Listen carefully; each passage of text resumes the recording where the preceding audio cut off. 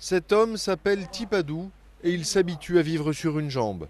Il vit dans un village birman tout près de la frontière thaïlandaise où fait rage une des plus anciennes guerres du monde, un conflit ouvert entre armée birmane et minorités ethniques rebelles.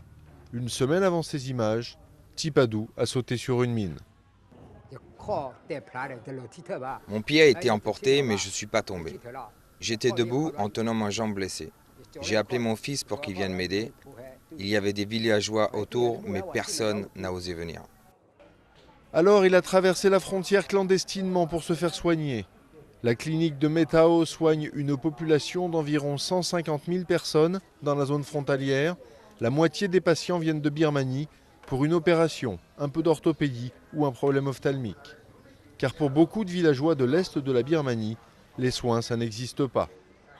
Quand vous tombez malade, vous avez de la chance si une équipe de médecins volants traverse la zone à ce moment-là.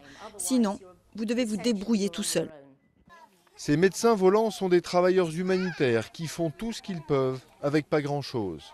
L'impartialité de toutes ces organisations qui traversent si souvent la frontière est parfois questionnée, ce qui veut dire qu'elles sont aussi des cibles pour les soldats.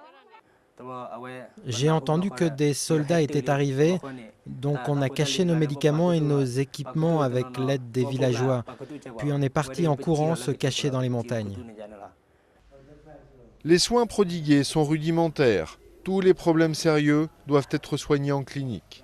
Tagay est l'un des 8 habitants de son village à avoir perdu sa jambe, sur une mine lui aussi. C'est la première fois qu'il revient dans cette clinique, 2 ans après son accident.